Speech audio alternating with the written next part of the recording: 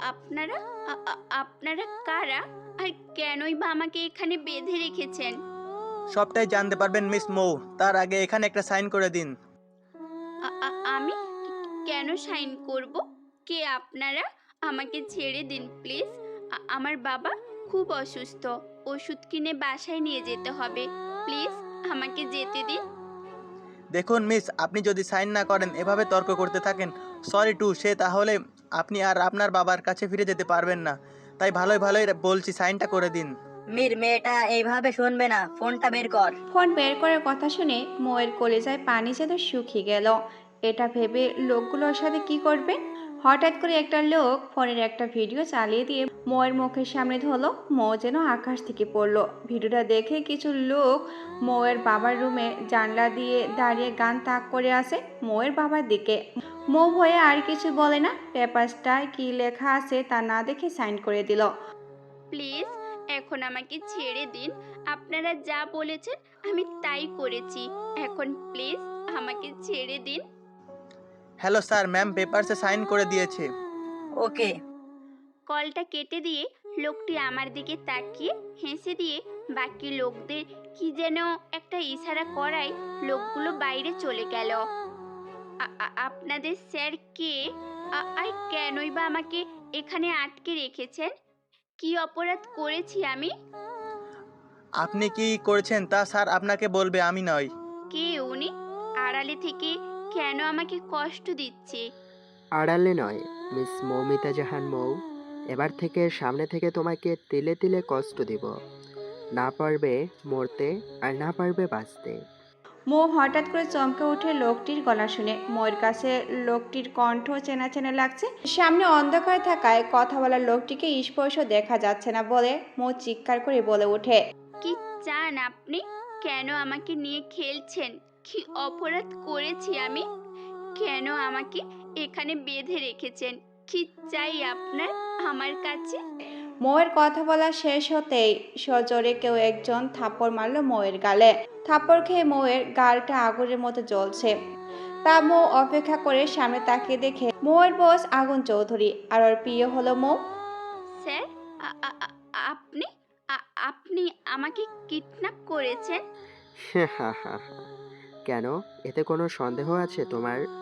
কেন স্যার? কেন? আমি কি অপরাধ করেছি যে আমাকে শাস্তি দিচ্ছেন? আগুন মৌয়ের কথা উত্তর না দিয়ে হাত দিয়ে মৌয়ের মুখ চেপে ধরে। তাই মাফ করে দিলাম, কিন্তু আগের ভুলের কোনো মাফ পাবি না। তুই তার শাস্তি তোকে পেতে হবে। সো গেট রেডি, মিসেস মৌ আগুন চৌধুরী। কথাটা বলে আগুন তার লোকদের চোখের ইশারা দিতে তারা বাইরে চলে গেল। আর এইদিকে আগুনের প্রত্যেকটা কথা মৌয়ের কানে বারবার বাড়ি খাচ্ছে। স্যার, কি বলে গেল? আমাকে মাফ করবে না? আমি কি অপরাধ করেছি? কেন বললো এই কথা? আর কেনই বা বললো মিসেস মৌ আগুন চৌধুরী? আমার তো বিয়ে হয়নি। তাহলে? মৌ নিজের মনে মনে আগুনের বলা কিছুগুলো কথা সাজাতে ব্যস্ত। ঠিক তখনই কিছু পশুর চিৎকার শুনে মৌ ভয়ে কাঁপতে থাকে।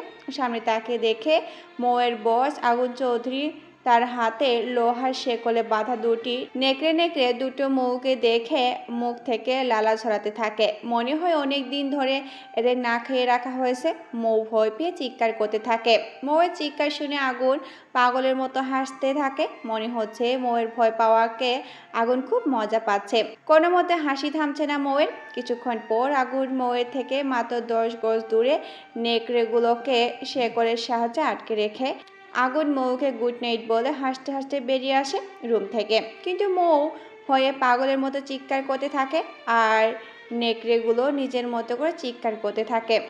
স্যার, আমাদের জন্য নেক্সট অর্ডার কি? 2 ঘন্টা পর নেকড়ে দুটোকে রুমে থেকে বাইরে বের করে নিয়ে আসবে। স্যার, মেয়েটা কি সে? বাকি কথা বলতে পারলো না আগুনের অগ্নি দৃষ্টি দেখে।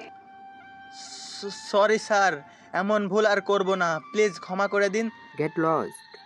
আগুনের কথা শেষ হওয়ার আগে লোকটা প্রাণ হাতে নিয়ে চলে গেল।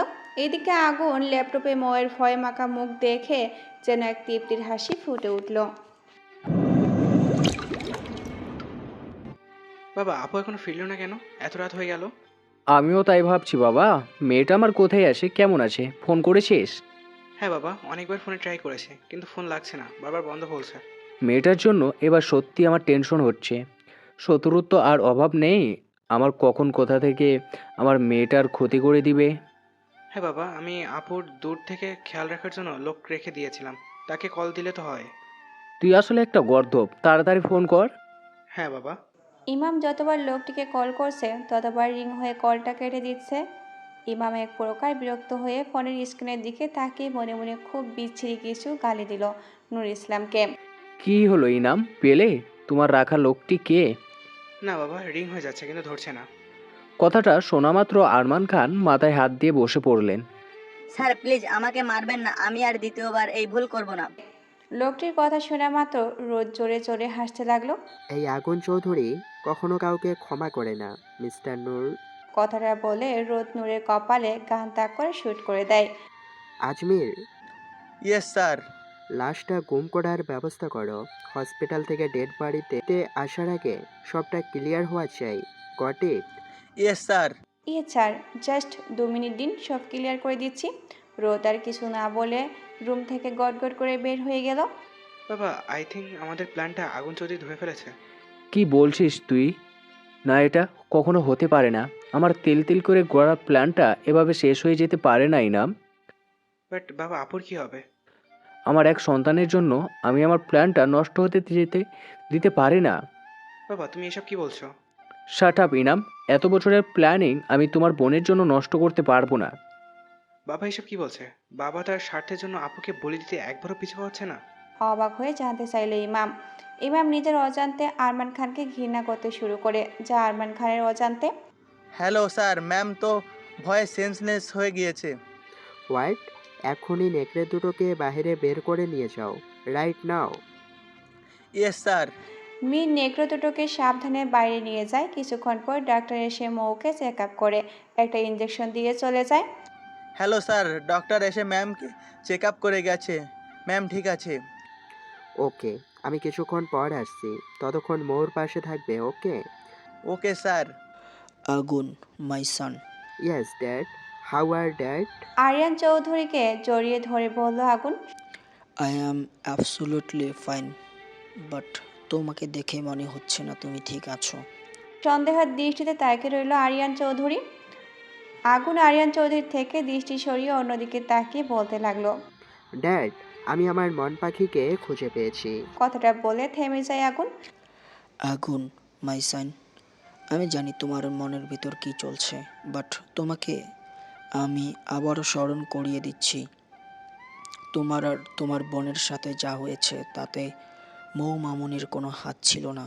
সে তখন নিতান্ত খুব ছোট ছিল। আমি ওকে কখনো দোষী ভাবতে পারবো না আগুন। কিন্তু হ্যাঁ, আরমান খানকে কখনো ক্ষমা করিস না। ওকে ততটাই কষ্ট দিয়ে মারবি যতটা কষ্ট আমার ছোট্ট মেয়ে ইমুকে দিয়েছে। কথাটা বলার সময় আরিয়ান চৌধুরীর গলা ধরে এলো। আগুন আরিয়ান চৌধুরীকে জড়িয়ে ধরে বলল। ড্যাড, ইউ নো, আমি যখন কোনো কাজে হাত লাগাই সেটা সাকসেসফুল না হওয়া পর্যন্ত ছাড়ি না। আর এখানে তো আমার কলিজায় হাত দিয়েছে আরমান খান। ওর জন্য আমার বোনটা 15টা বছর ধরে হসপিটালের বেডে শুয়ে আছে। তাকে আমি ছেড়ে দিব? এটা তুমি ভাবলে কি করে ড্যাড? আগুন, তোমাকে আমি থামাতে আসিনি, তোমাকে অ্যালার্ট করে দিতে এসেছি ডিয়ার। মানে কি বলছো ড্যাড? আগুন, আরমান খান খুব চালাক লোক। নিজের ক্ষতি হতে পারে এটা যদি বুঝতে পারে, তাহলে নিজের সন্তানকে বিপদে ঠেলে দিতে পিছু বা হবে না। ও আমার বিশ্বাসের সুযোগ নিয়ে আমাকে ঠকিয়েছে।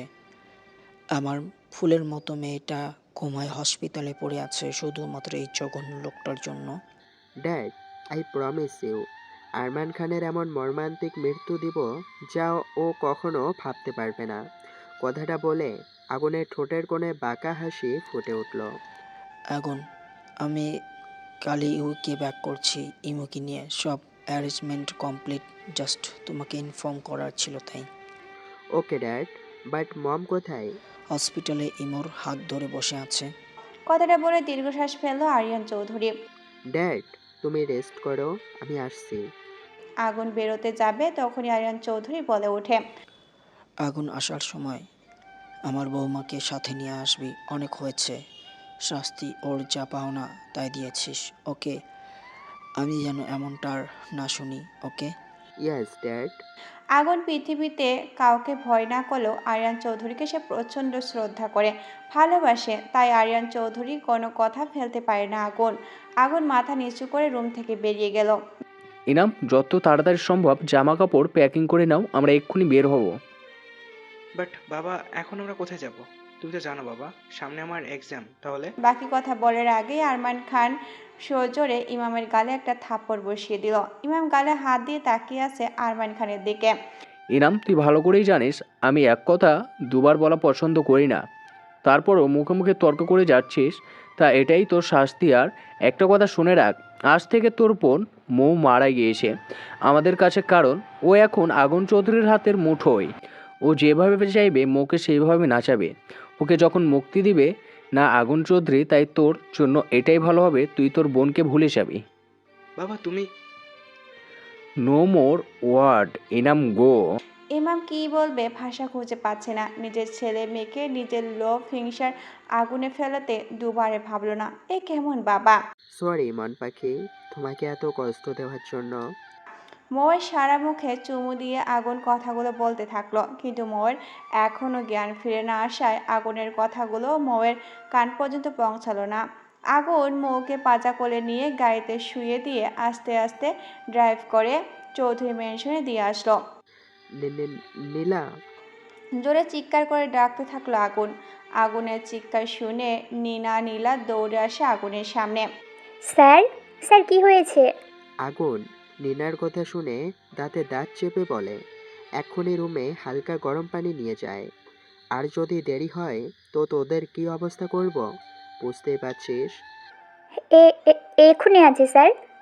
কথাটা বলেই নীলা দৌড়ে কিচেনে চলে গেল।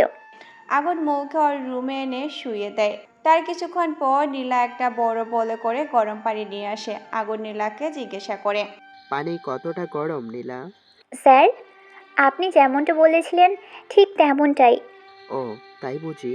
কথাটা বলে নীলার হাত ধরে গরম পানিতে চেপে ধরে। পানি গরম থাকায় নীলার হাত পুড়ে যন্ত্রণায় চিৎকার করতে থাকে। ঠিক সেই সময় মৌয়ের জ্ঞান ফিরে আসতেই আগুনের করা কর্মকাণ্ড দেখে ভয়ে আবারও জোরে চিৎকার দিয়ে বেড থেকে নেমে দৌড়ে পালাতে যাবে, তখনই আগুন মৌয়ের হাতটা শক্ত করে ধরে ফেলে।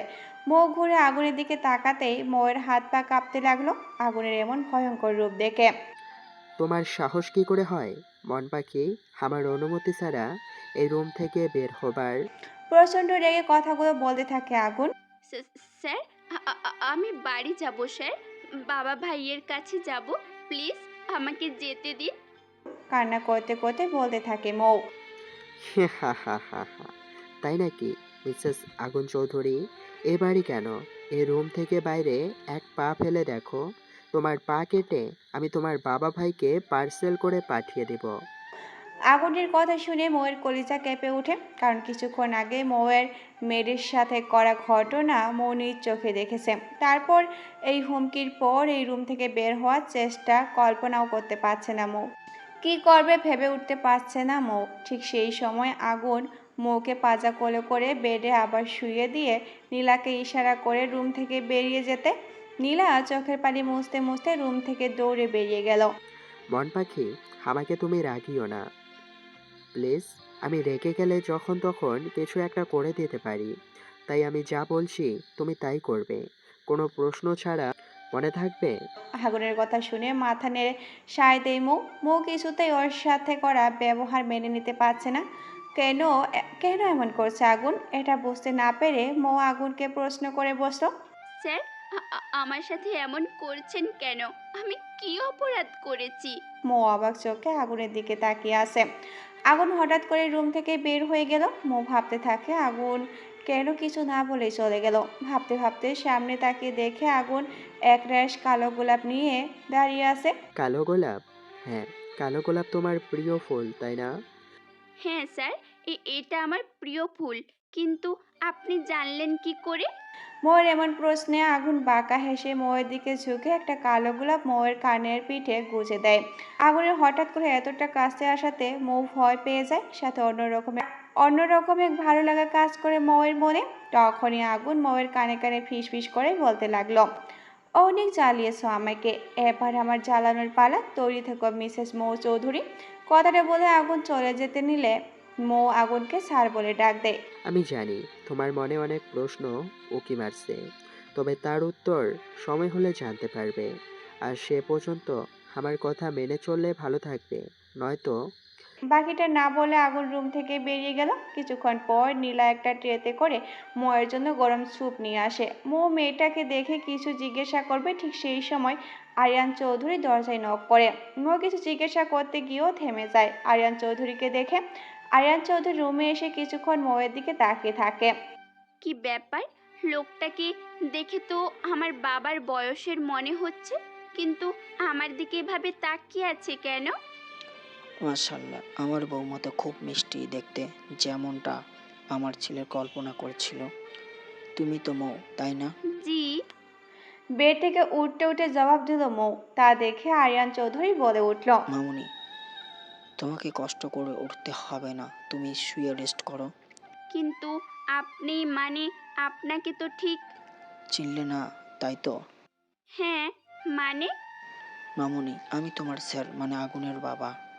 আরিয়ান চৌধুরীর কথা শোনা মাত্র মৌ বেড থেকে উঠে দাঁড়িয়ে সরি বলতে লাগলো। মামুনি, তুমি বেড থেকে উঠছো কেন, আর সরি বা বলছো কেন? এত ভয় পাবার কিছু নেই। এই যে স্যুপ রাখা আছে, তুমি এখনই খাওনি কেন? কোনো ব্যাপার না, আমি খাইয়ে দিচ্ছি। না স্যার, আপনাকে কষ্ট করতে হবে না, আমি নিজেই খেয়ে নিচ্ছি। মৌ সুপের বলটা হাতে নিতেই আরিয়ান চৌধুরী মৌকে থামিয়ে দিয়ে সুপের বলটা হাতে নিয়ে চামচে খানিকটা স্যুপ নিয়ে মৌয়ের মুখে ধরে। কি রে মামুনি, আজ আমি যদি তোর বাবা হতাম তাহলে কি এভাবে আমার হাতে না খেয়ে ফিরিয়ে দিতে পারতে? মৌ কথাটা শুনে চোখ ভরে এলো, কারণ আরিয়ান খান কখনো মৌকে ভালোবেসে খাইয়ে দেয়নি, উল্টো খুব খারাপ ব্যবহার করতো মৌয়ের সাথে। মৌয়ের চোখে পানি দেখে আরিয়ান চৌধুরী সুপের বলটা রেখে ছড়ি বলে যেতে নিলে মৌ বলে ওঠে, স্যার। সরি রে মামুনি, আমি হয়তো তোমার উপর একটু বেশি অধিকার খাটিয়ে ফেললাম। আসলে কি জানো মামুনি, আজ আমার ছোট্ট মেয়েটা সুস্থ থাকলে হয়তো তোমার মতোই হতো। কথাটা বলতে বলতে আরিয়ান চৌধুরীর চোখ দিয়ে অঝরে পানি পড়ছে। ও কিছু না বলে আরিয়ান চৌধুরীকে বলল, ও আচ্ছা, তাহলে আমি কেউ না স্যার।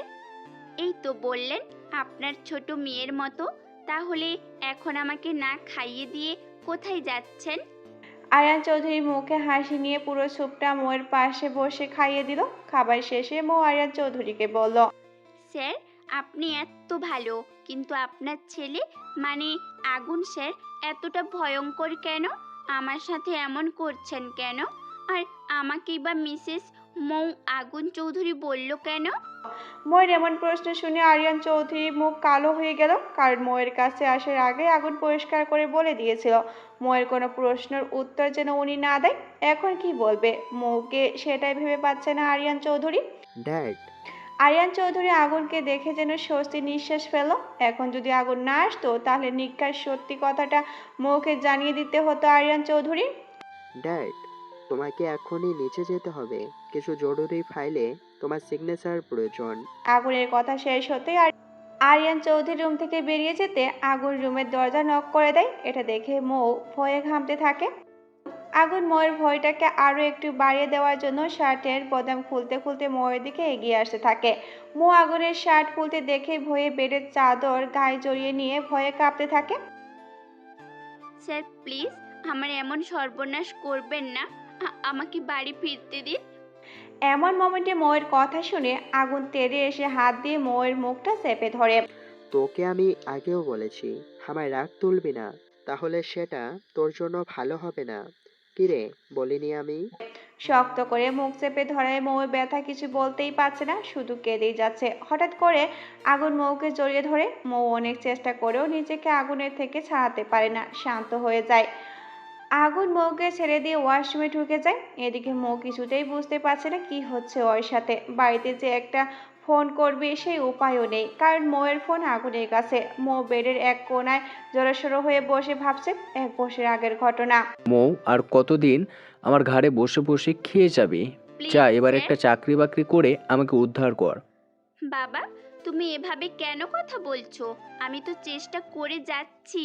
না কি? না চাকরি পেলে কি করব বলো? চুপ, একদম চুপ বিয়াদব মেয়ে। বাবার মুখে মুখে তর্ক করছো, লজ্জা করে না? একটা কথা কান খুলে শোন, এই মাস পর থেকে যদি আমার হাতে টাকা না আসে তাহলে তোমাকে আমার বন্ধুর ছেলে মাহিমের সাথে বিয়ে দিয়ে দিব। বাবা, কি বলছো তুমি? এইসব তুমি ভালো করেই জানো মাহিম ভাই কতটা খারাপ একটা ছেলে।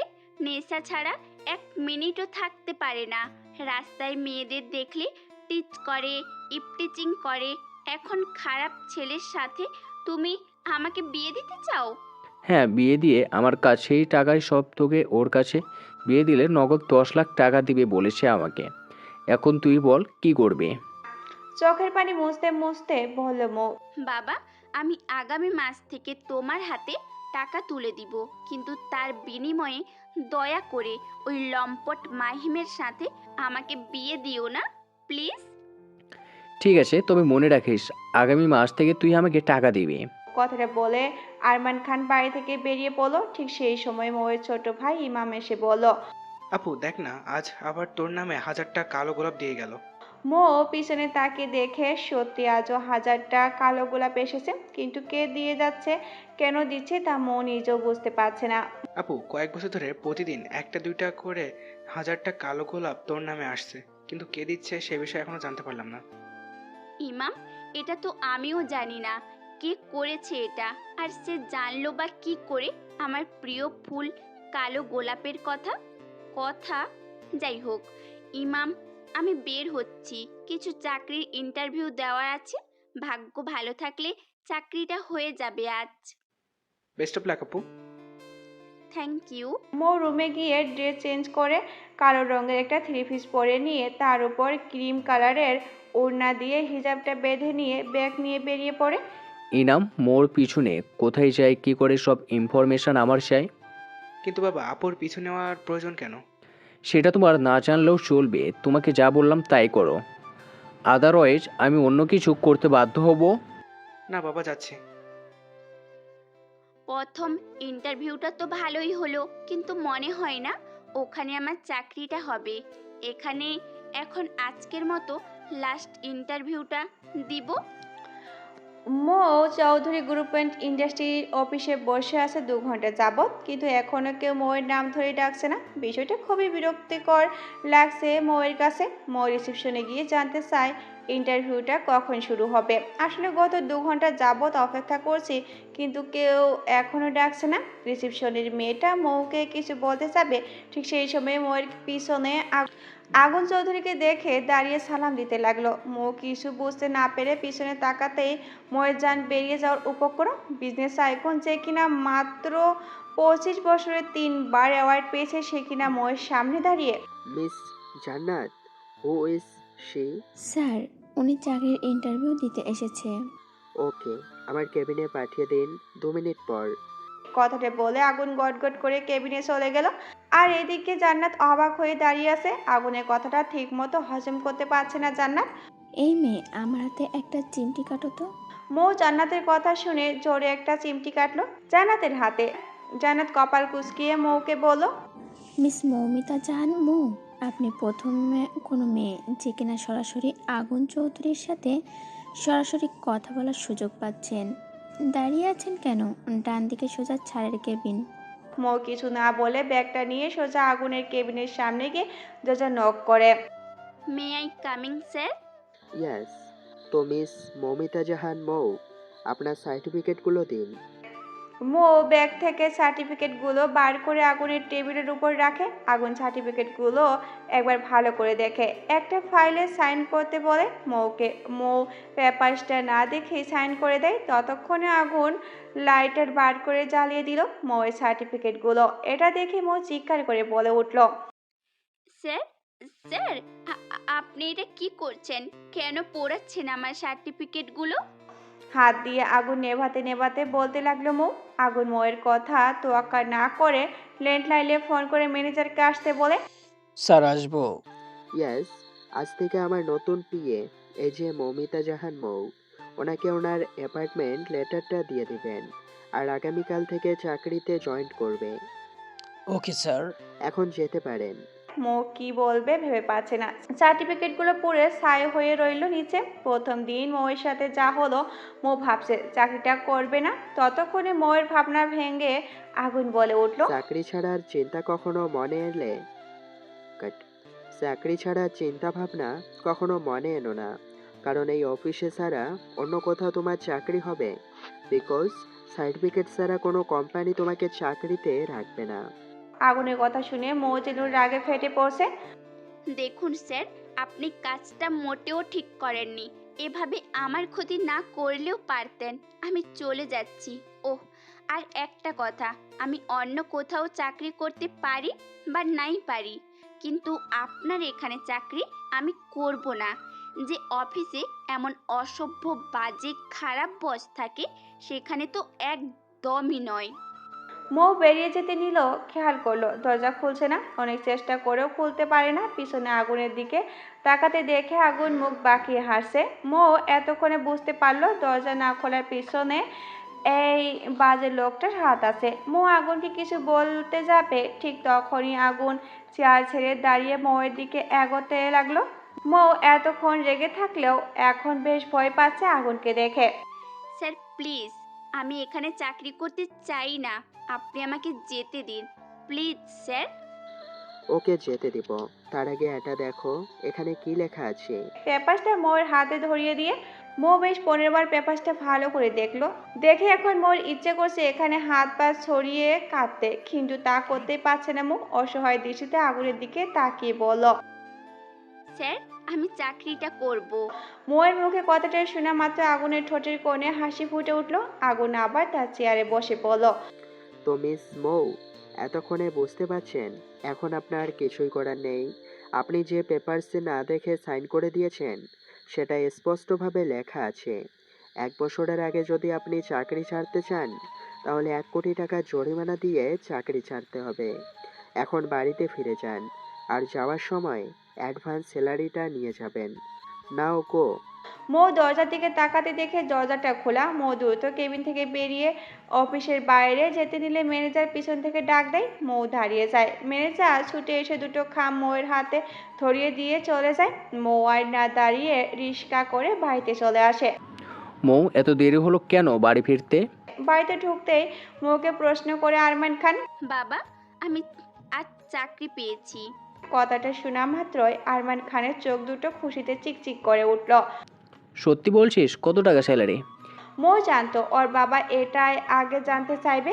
তার কথা না বাড়িয়ে অ্যাডভান্সের টাকার খামটা আরমান খানের দিকে এগিয়ে দিতেই সো মেরে খামটা নিয়ে নেয় আরমান খান। খাম খুলে দেখে 50,000 এত টাকা। টাকা? তুই মনে হয় অনেক ক্লান্ত, যা রুমে যা, আমি খাবার নিয়ে বেরিয়ে যাচ্ছি।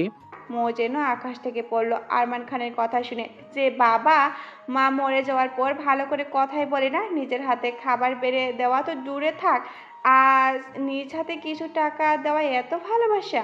মৌ রুমে গিয়ে শাওয়ার নিয়ে বেলকনিতে দাঁড়িয়ে চুল মুছতে থাকে। তখন হঠাৎ করে সামনের ফ্ল্যাটে চোখ পড়তেই মৌয়ের 2 চোখ যেন আটকে গেল। এই শোনো না, প্রতিদিন ভালোবাসার নতুন নতুন গল্প পেতে ও শুনতে চাইলে আমাদের আলোর ডায়েরি চ্যানেলটি সাবস্ক্রাইব করে পাশে থাকা বেল আইকনটি বাজিয়ে দিও, কেমন? মৌ রুমে যেয়ে শাওয়ার দিয়ে বেলকনিতে দাঁড়িয়ে চুল মুছতে থাকে। তখন হঠাৎ করে সামনে ফ্ল্যাটে চোখ পড়তে মৌয়ের 2 চোখ যেন আটকে গেল। কারণ মৌয়ের মুখোমুখি আর কেউ না, আগুন দাঁড়িয়ে আছে। মৌয়ের দিকে কেউ ডেভিল স্মাইল দিয়ে। ইতিমধ্যে মৌয়ের হাত পা কাঁপতে শুরু হয়ে গেছে। টাওয়ালেটা ফেলে দিয়ে দৌড়ে রুম থেকে চলে গেল। এদিকে আগুন মৌয়ের কাণ্ড দেখে শরীর কাঁপিয়ে হাসতে লাগলো। আগুন স্যার এখানে কি করছে? হয়ে কাঁপতে কাঁপতে বলতে লাগলো। মৌ আগুনের ভয়ে বেলকনিতে যাওয়া বন্ধ করে দিল। ইনাম, মৌকে ডেকে নিয়ে আয়, খাবার রেডি আছে। বাবা, তুমি আপুর জন্য নিজ হাতে খাবার সার্ভ করছো? অবাক হয়ে জানতে চাইল ইমাম। ইনাম, বেশি কথা না বলে যা করতে বললাম তাই করো। ইমাম আর কিছু না বলে মৌকে ডেকে চলে গেল। আজ আমার স্বপ্ন সত্যি হলো, মৌকে দিয়ে আমার স্বপ্ন পূরণ করব, আর তা না হলে ফাহিম তো আছেই। কথাটা বলে আরমান খান এক পয়সাশি হাসি দিল। এভাবে কিছু মাস কেটে গেল, কিন্তু আগুনের টর্চার আর কমেনি, উল্টো বেড়েই যাচ্ছে দিনকে দিন। মৌ বিয়ে হয়ে যাওয়ার পর থেকে পিয়নের কাজও করতে হচ্ছে মৌকে। কখনো সারাদিন কফি বানিয়ে আনতে হতো মৌকে, আর আগুন তা না খেয়ে মৌয়ের মাথায় ঢেলে দিত। অফিসের কোনো ছেলে যদি মৌয়ের সাথে কথা বলতো তাহলে সেদিন মৌকে এক পায়ে দাঁড় করে রাখতো আগুন। মৌ নীরবে আগুনের টর্চার সহ্য করে যায়, কিন্তু কথাই বলে না। মানুষেরও একটা ধৈর্য সীমা আছে, আর তাই একবার অতিক্রম করে ফেললে শান্তশিষ্ট মানুষও হিংস্র রূপ নিতে বাধ্য হয়। ঠিক তেমনই ঘটে মৌয়ের জীবনে। আগুন একদিন জোর করে মৌকে কিস করে বসে, তা অফিসের কর্মচারী সবার সামনে। লজ্জায় ঘৃণায় সবার সামনে আগুনের গালে থাপ্পড় মেরে অফিস থেকে বের হয়ে যায়। তারপর থেকে মৌ আর অফিসে যায়নি। আগুন মৌকে ফোন করেছে, তবে মাস শেষে মৌয়ের স্যালারিটা বাড়িতে পৌঁছে যেত। মৌ আগুনের কথা ভুলে গিয়ে নিজের রুমে বসে অপরিচিত বইটা পড়তে লাগলো। হন্তদন্ত হয়ে আরমান খান মৌয়ের রুমে ঢুকে মৌকে বিয়ের শাড়ি গয়না দিয়ে বলে, মৌমা, এগুলো দেখো তো তোমার পছন্দ কি না। বাবা, এইসব কি? বিয়ের শাড়ি কেন? তোমাকে এত প্রশ্ন করতে বলিনি আমি, তোমাকে যা বলছি তাই বলো, পছন্দ হয়েছে কি না। হ্যাঁ বাবা, আমার পছন্দ হয়েছে। গুড। শোন মৌ, আগামী মাসের 5 তারিখে তোমার আর মাহিমের বিয়ে ঠিক করেছে। আরমান খানের কথা শুনে মৌ যেন সব কথা হারিয়ে ফেলেছে। কি বলবে বুঝতে পারছে না, শুধু এটাই ভেবে যাচ্ছে যে করেই হোক এই বিয়ে হওয়ার আগেই পালাতে হবে। মৌ, একটা প্রশ্ন ছিল। জি বাবা, বলো। প্রত্যেক দিন যে এত কালো গোলাপ আসে, কে পাঠায়, এটা কি তুই জানিস? না বাবা, আমি সত্যিই জানি না কে এই ফুলগুলো পাঠায়। মৌয়ের কথা শুনে আরমান খান যেন এক স্বস্তির নিঃশ্বাস ফেলল। যাক, তাহলে মৌ এখনো কিছু জানে না যে কে পাঠাচ্ছে এই ফুলগুলো। আগুন চৌধুরী, তুমি চলো ডালে ডালে, আমি চলি পাতায় পাতায়। কি ভেবেছো তুমি মৌকে যে তুমি কালো গোলাপগুলো পাঠাও তা আমি জানি না? হ্যাঁ আমি জানি, কিন্তু মৌ জানে না, কারণ এই 15 বছর ওর স্মৃতি থেকে তোমাকে আমি মুছে ফেলেছি। হা হা হা। আরমান খান নিজের মনে মনে হাসতে লাগলো, আর এদিকে মৌ গভীর চিন্তায় তলিয়ে গেল। মৌ কিছুতেই মাহিমকে বিয়ে করতে চায় না, কারণ মাহিম যতবার ওর সামনে এসেছে ততবার ওর দিকে অদ্ভুত এক নোংরা দৃষ্টি নিয়ে তাকিয়ে থাকতো। অনেকবার আরমান খানকে বলেও কিছু হয়নি। মৌয়ের কথাগুলো ইগনোর করতো আরমান খান। বাবা, তুমি এখনই ড্রয়িং রুমে চলো। মাহিম ভাইয়া আর ওনার বাবা মা এসেছেন। ইমামের মুখে কথাটি শুনে এক মুহূর্তে দেরি না করে রুম থেকে বেরিয়ে গেল, আর যাওয়ার আগে মৌকে রেডি হতে বলে গেল। আপু, হুম, বলো। আপুরে, তুই কোথাও পালিয়ে যা না, এই নরকে তোকে আর থাকতে হবে না। কথাটা বলে ইমাম চলে গেল। কিছুক্ষণ পর মৌয়ের ডাক পথে মৌ শাড়ি পরে মাহিমের বাবা মায়ের সামনে যায়। তারপর মৌয়ের সাথে কথা বলে, কিন্তু অন্যদিকে একজোড়া চোখ মৌয়ের দিকেই তাকিয়ে আছে নোংরা নোলুপ দৃষ্টিতে। তা মৌ ঠিকই বুঝতে পেরে তাড়াতাড়ি মাহিমের বাবা মায়ের কাছ থেকে বিদায় নিয়ে রুমে চলে আসে। রুমের দরজা লক করে এসে পরনের শাড়িটা টেনে নিজে ঘুরে ফেরে ফ্লোরে পা ছিটিয়ে দিয়ে কাঁদতে লাগলো। মা, তুমি শান্তি পাচ্ছ তো আমাকে এভাবে দেখে? কেন বলো মা, কেন তুমি মরে যাওয়ার পর আমাকে সাথে নিলে না? কেন বলো, বলো মা। আমি কি খুব খারাপ মেয়ে মা? তার জন্য আমাকে এমন শাস্তি দিলে? বলো না। কেন মা, কেন আমার সাথে এমন কেন হয়? কি অপরাধ করেছি আমি, যার কারণে আমাকে একা রেখে এভাবে স্বার্থপরের মতো চলে গেলে? মা জানো, বাবা না আর আগের মতো আমাকে ভালোই বাসে না। তুমি চলে যাওয়ার পর পর আমার সাথে ভালো করে কথাও বলে না, আগের মতো আদরও করে না, খুব খারাপ ব্যবহার করে, খুব। আচ্ছা মা, আমি কি বাবার সৎ মেয়ে? বলো না মা, বলো। তাই জন্যই কি ওরকম মাতাল নেশাখোর বাজে ছেলের হাতে আমাকে তুলে দিতে চাইছে, যে কিনা মেয়েদের শরীর ছাড়া আর কিছুই বোঝে না? মা গো, তুমি মরে যাওয়ার সময় আমাকে কেন সাথে নিলে না মা? কেন নিলে না? মৌ আর মায়ের ছবি হাতে নিয়ে ছবির দিকে তাকিয়ে কাঁদতে কাঁদতে কথাগুলো বলল। কিন্তু মৌ জানে না দূর থেকে কেউ একজন ময়ের কষ্ট দেখে সে নিজেও কষ্ট পাচ্ছে। দেখতে দেখতে আরও একটা মাস কেটে গেল। এর মাঝে মাহিম আর মৌকে ডিস্টার্ব করার জন্য এই বাড়িতে আসেনি। শুধু একবার মাহিমের বাবা মা এসেছিল বিয়ের শপিংগুলো দেখাতে। মৌ এবার নিজে ডিসিশন নিয়েছে যে বিয়ে সে করবে না, সে যে করেই হোক সে পালিয়ে যাবে। কিন্তু এমন কোনো স্কুল চাই, যেটা বললে অনায়াসে মৌকে আরমান খান বাড়ি থেকে বেরোতে দিবে। মৌয়ের মাথায় আসলো অফিসের কথা। আইডিয়া, বাবাকে যদি বলি অফিসে ইমার্জেন্সি ডেকেছে, তাহলে হয়তো আর বারণ করতে পারবে না। যদিও বা ইমামকে সাথে পাঠাই, তাহলেও আমার সাথে দিবে। এখন বাবাকে বলতে হবে। মৌ আরমান খানের রুমের সামনে এসে দরজা নক করতে আরমান খান ভিতরে আসতে বলে। মৌ, তুমি এখন এই সময়ে কি ব্যাপার? কপাল কুঁচকে জানতে চাইলো আরমান খান। বাবা, অফিস থেকে ফোন এসেছে, আমাকে ইমার্জেন্সি যেতে বলছে অফিসে। আরমান খান কিছুক্ষণ চুপ থেকেই বলে উঠলো, ঠিক আছে যাও, তবে সন্ধ্যার আগে বাড়ি চলে আসবে। বিয়ের আগে বাইরে এত যাতায়াত করা ভালো না। জি বাবা, আমি সন্ধ্যার আগে বাড়িতে ফিরবার চেষ্টা করব। মো রুম থেকে বেরিয়ে হাত ছেড়ে বাঁচলো। নিজের রুমে গিয়ে ড্রেস চেঞ্জ করে নিজের জমানো কিছু টাকা নিয়ে বেরিয়ে পড়লে মো। কিন্তু ভাগ্যের কি নির্মম পরিহাস, বাড়ি থেকে বের হয়েছে কিছু দূর যেতে একটা প্রাইভেট কার সামনে থামিয়ে একটা রুমাল দিয়ে মৌয়ের মুখ চেপে ধরে সাথে সাথেই মৌ অজ্ঞান হয়ে যায়। তারপর জ্ঞান ফেরার পর মৌ নিজেকে আবিষ্কার করে একটা রুমে, যেখানে মৌকে একটা চেয়ারের সাথে পা বেঁধে রেখেছে। হঠাৎ করে দরজা খোলার শব্দ পেয়ে মৌ চমকে যায়। মৌকে এভাবে চমকাতে দেখে আগুন বলল, বন পাখি, এভাবে ভয় পাচ্ছ কেন? আমি বাঘ না ভাল্লুক? যাও ফ্রেশ হয়ে আসো। আগুনের কোনো কথাই যেন মৌয়ের কানে পৌঁছাচ্ছে না। মৌ যেন কোনো এক ঘরের ভিতরে আছে। আগুন মৌকে নিশ্চুপ দেখে রেগে যায়। হুট করে মৌকে কোলে তুলে নিয়ে ওয়াশরুমে ঢুকে যায় আগুন। কি করছেন কি স্যার? আমাকে নামিয়ে দিন প্লিজ। এদিকে মৌ চোখ বন্ধ করে কথাগুলো বলতে থাকলো। আগুনের প্রথমে রাগ হলেও এখন বেশ মজা পাচ্ছে মৌয়ের কাণ্ড দেখে। আগুন বেশ বুঝতে পারছে, শুধু টাওয়াল পরা দেখেই মৌ চোখ বন্ধ করে আছে। আগুন শাওয়ারের নিচে মৌকে দাঁড় করিয়ে শাওয়ার অন করে দিল। মৌয়ের সাথে সাথে আগুনও আবার ভিজতে লাগলো। স্যার, আমার ঠান্ডা লাগছে, প্লিজ শাওয়ার অফ করুন। আগুন শুধু মৌয়ের কাঁপা কাঁপা ঠোঁটের দিকে তাকিয়ে আছে।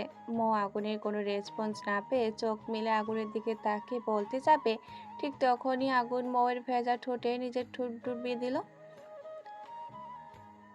আগুন মৌয়ের ভেজা ঠোঁটে নিজের ঠোঁট ডুবিয়ে দিল।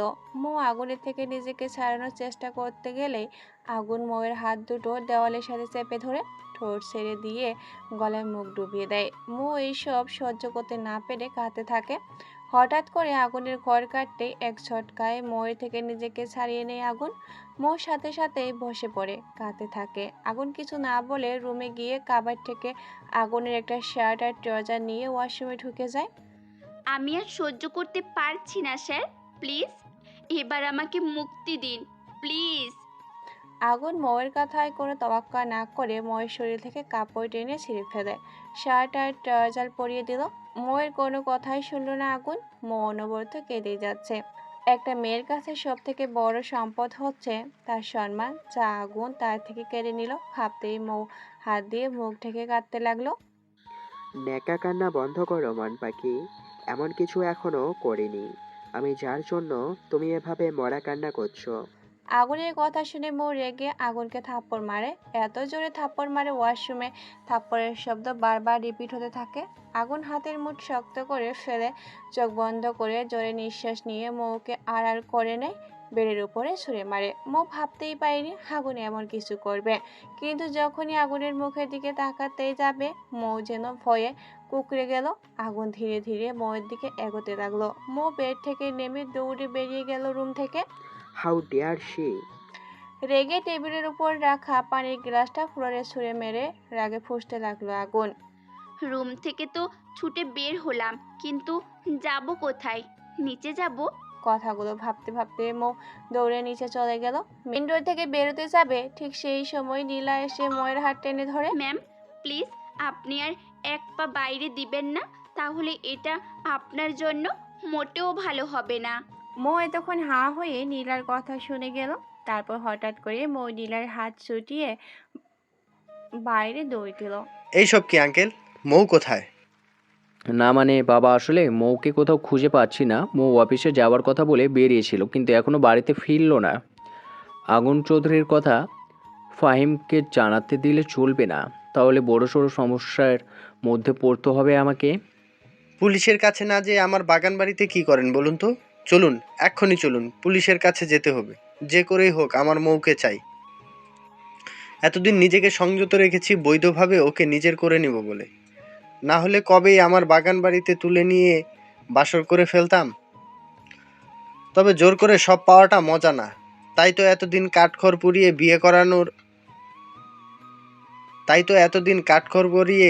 বিয়ে করতে রাজি করানোটা বৃথা হয়ে যেতে আমি কিছুতেই দিব না, মৌকে কিছুতেই না। না ফাহিম বাবা, পুলিশের কাছে আমরা যেতে পারবো না। তাহলে আমার মেয়েটার চরিত্রে কালো দাগ ফেলবে এই সমাজের লোকেরা। আমি চাই তুমি কিছুদিন অপেক্ষা করে দেখো মৌ ফিরে আসে কি না। কারণ আমার মনে হয় মৌ বিয়েটা এখন করতে চায় না বলে এমন একটা কাজ করেছে। তুমি একটু সময় দাও, ফাহিম দেখবে ও ঠিক ফিরে আসবে। ওকে আঙ্কেল, আমি আর 1 উইক ওয়েট করব। যদি এই সময়ের ভেতরে মৌ রাজি হয় তাহলে ভালো, আর তা না হলে ওর এমন অবস্থা করব আমি নিজেকে দেখেও শিউরে উঠবে। কথা বলার আগে হন হন করে বেরিয়ে গেল মাহিম। বাবা, কি বলবে বলো, আমার তাড়া আসে। একটা সত্যি কথা বলবে আমাকে? কি কথা জানতে চাও তাড়াতাড়ি বলে ফেলো। তুমি কি সত্যি আমাদের বাবা নাকি সৎ বাবা? ইমামের হঠাৎ মনে হলো বা গালটা জ্বলে যাচ্ছে, সাথে কানটা ঝিনঝিন করছে। গাল ধরে দাঁড়িয়ে আছে ইমাম। নেক্সট টাইম আমাকে এমন প্রশ্ন করার আগে এই থাপ্পড়টার কথা মনে রেখে প্রশ্ন করবে, অন্যথায় এর থেকেও কঠিন সাজা পেতে হবে তোমাকে। আরমান খান আর কিছু না বলে ব্যাগ নিয়ে বাড়ির ভিতরে চলে গেল। এইদিকে ইমাম গালে হাত দিয়ে নিজের মনেই নিজেকেই প্রশ্ন করছে, সত্যি কি আরমান খান আমাদের বাবা নাকি সৎ বাবা? আপুরে, তুই বেঁচে গেছিস পালিয়ে গিয়ে। যেখানে থাকিস ভালো থাকিস। কথাটা বলতে বলতে ইমামের দু চোখ থেকে পানি গড়িয়ে পড়ল। ম্যাম প্লিজ উঠুন তাড়াতাড়ি, সকাল হয়ে গেছে। স্যার ভীষণ পাগলামো করছে। আপনি যদি না যান তাহলে স্যারকে শান্ত করা সম্ভব না। উফ, আর একটু ঘুমাতে দে না ইমাম, সকাল সকাল জ্বালাস না তো। ম্যাম আমি ইমাম না, নীলা, উঠুন প্লিজ। এবার নীলা বেড জোরে চিৎকার করে বলায় মৌ শোয়া থেকে হুট করে উঠে বসে চারিদিকে তাকিয়ে দেখতে থাকে। ও গড, অ্যাট লিস্ট ঘুম থেকে উঠলেন। থ্যাংক ইউ নীলা, রাতে তোমার রুমে আমাকে থাকতে দেওয়ার জন্য। তুমি যদি রাতে আমাকে না আটকাতে তাহলে শিওর আমার লাশটাও কেউ খুঁজে পেত না। ম্যাম এভাবে থ্যাঙ্কস দেওয়ার কিছু নেই। আপনি আমার স্যারের ভালোবাসা। আপনার সেফটির জন্য আমার জান দিলেও আমি একবারও ভাববো না। ওয়েট ওয়েট, কি বলছো তুমি এইসব? আমি স্যারের ভালোবাসা? ম্যাম আপনার প্রশ্নের উত্তর আমি পরে দিব। তার আগে আপনি প্লিজ স্যারের রুমে যান। স্যার রাত থেকে রুমে দরজা বন্ধ করে রেখেছে, কেউ সাহস পাচ্ছে না দরজা নক করার। তাহলে আমাকে কেন বলছো? এক ঢোক গিলে বলল মৌ। কারণ আর সবাইকে কিছু বললেও আপনাকে কিছু বলবে না। শিওর, আপনি চলুন আগে। নীলা মৌকে ঠেলে ঠুলে আগুনের রুমের সামনে দাঁড় করিয়ে দিল। মৌ এবার না চাইতেও দরজা একবার নক করে বসলো। সাথে সাথে আগুন দরজা খুলে মৌয়ের এক হাত টান দিয়ে ভিতরে নিয়ে যায়। লক করে দিয়ে মৌকে বেডের উপরে ছুঁড়ে মারলো। তোর সাহস কি করে হয় আমার অনুমতি ছাড়া আমার রুম থেকে বের হবার? রেগে বলতে থাকে আগুন। স্যার, আমি সরি, আমার ভুল হয়ে গেছে। প্লিজ আমাকে ক্ষমা করে দিন। আগুনের ভয়ে মৌয়ের চোখের পানি নাকের পানি একসাথে করে ফেললো।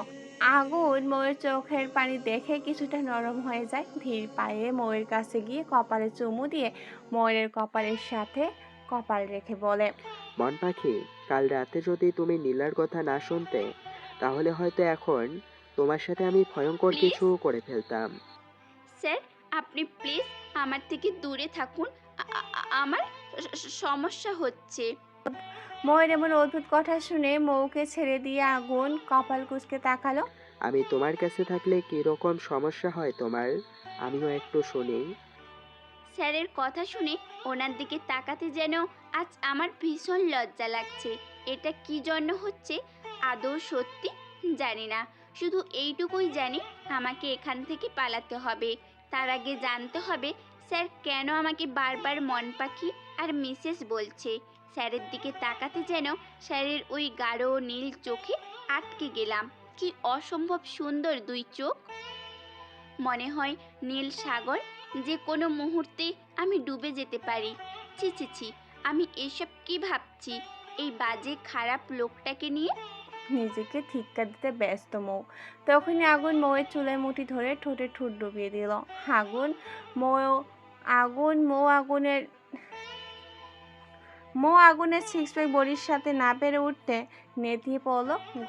গতকাল রাতে সামান্য সুপ খেয়েছিল মৌ। এখন মৌয়ের পেটে ইঁদুর বিড়াল অলরেডি দৌড়াদৌড়ি শুরু করে দিয়েছে। এখন আবার ঠোঁটের উপর এমন অত্যাচার মৌ সহ্য করতে পারল না, দম বন্ধ হয়ে আসছিল। তখনই আগুন মৌকে ছেড়ে দিয়ে হাঁপাতে লাগলো। নেক্সট টাইম আমার কথার অবাধ্য হলে এর থেকেও কঠিন শাস্তি তোমাকে পেতে হবে। মন পাখি, কাবার্ডে তোমার জন্য ড্রেস রাখা আছে, ফ্রেশ হয়ে নিচে এসো, ব্রেকফাস্ট করব একসাথে, মনে থাকবে? মৌ ভয় পেয়ে মাথা নেড়ে সম্মতি জানালে আগুন গায়ের শার্ট জড়িয়ে নিয়ে নিচে চলে গেল। নীলা, এদিকে আয়, জি স্যার। তোর হাত দেখি। নীলার হাত ধরে স্যার, আমি ঠিক আছি, কিছু হয়নি। হাত সরিয়ে নিল। তোর কাছে কিছু জানতে চেয়েছি আমি। চোখ গরম করে বলল আগুন। না মানে স্যার। দেখ নীলা, রাগের মাথায় কাল তোকে হার্ট করলাম, কিছু মনে করিস না বোন। না স্যার, আমি কিছু মনে করিনি।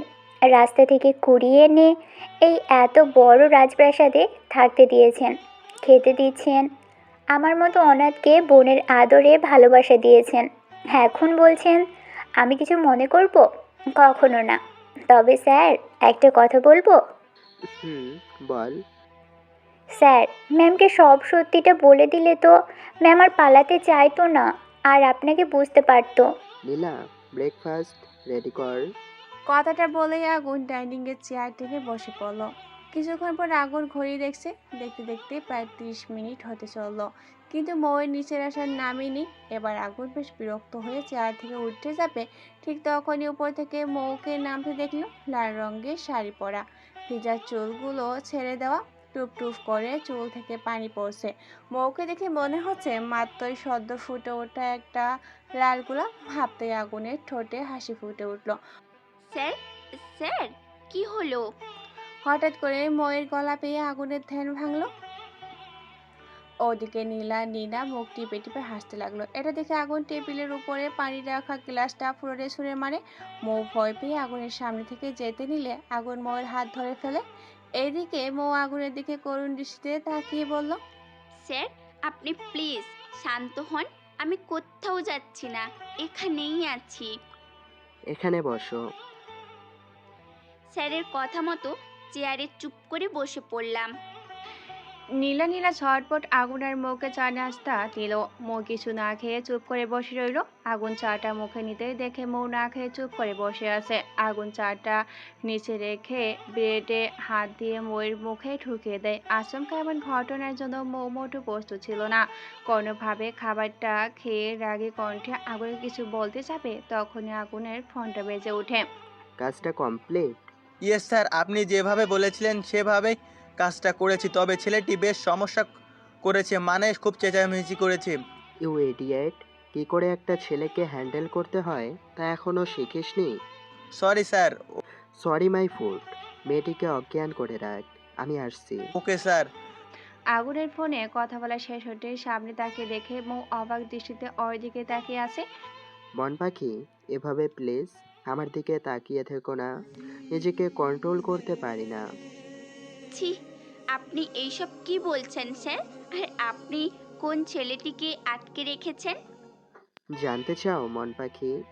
মৌ মাথা নাড়িয়ে সম্মতি জানালে আগুন এক গ্লাস দুধ নিয়ে মৌকে জোর করে খাইয়ে দিয়ে মৌকে আটকলা করে গাড়িতে বসিয়ে সিট বেল্ট লাগিয়ে দিয়ে গাড়ি নিয়ে বেরিয়ে পড়লো। আগুনের হুট করে মৌকে নিয়ে যাওয়া দেখে ছাদে দাঁড়িয়ে নীলা হাসতে লাগলো। নীলার হাসি দেখে নীনা প্রশ্ন করলো, কি ব্যাপার নীলা, এরকম পাগলের মতো হাসছিস কেন? কি হয়েছে? হাসবো না নীনা, কি বলছিস? জানিস আগুন স্যার ম্যামকে নিয়ে কোথায় গেল? না, আমি জানবো কি করে? বল, তুই বল কোথায় গেল? ম্যামের সব প্রশ্নের উত্তর দিতে। ওয়েট, রিয়েলি নীলা? তাহলে তো বেশ ভালো না? খুব খুব খুব ভালো হবে। এখন শুধু সময়ের অপেক্ষা নীনা। চল নিচে চল, স্যারের রুমটা সাজিয়ে ফেলি ম্যামের প্রিয় ফুল দিয়ে। চল। স্যার, আমরা কোথায় যাচ্ছি? আগুন মৌয়ের প্রশ্নের উত্তর শুধুমাত্র একটা মিষ্টি হাসি দিয়ে দিল। খুব তাড়াতাড়ি জানতে পারবে। মন পাখি, জাস্ট একটু প্যাশেন্স রাখো। পেশেন্স রাখবো মানে? স্যার কি আমাকে মেরে ফেলার ফোন দিয়ে আসছে? না না, না না, তা হতে পারে না। এক নরক থেকে বেরিয়ে এসে আর কোনো নরকে ঢুকতে পারবো না আমি। এবার আমাকে সাহস করে কিছু করতেই হবে। কিন্তু কি করব আমি? কি করব? আইডিয়া। স্যার, একটা কথা বলবো। এক কেন মন পাখি, হাজারটা কথা বলো। আমি তো তোমার কথা শোনার জন্য ওয়েট করছি। তোমার মনে কি চলছে এটা এই আগুন চৌধুরী বুঝতে আর বাকি নেই। মন পাখি, তবুও একটা সুযোগ দিব তোমাকে পালানোর। তবে এইবার যদি আমার হাতে ধরা পড়ো তো সারা জীবনের জন্য আমার মন গৃহে তোমাকে বন্দি করে রাখবো। স্যার, আমার না খুব পানির পিপাসা লেগেছে। আমি পানি খাবো। মৌয়ের কথা শুনে মাথায় আগুন খুব জোরে গাড়ি ব্রেক করে মৌয়ের দিকে তাকায় আগুন।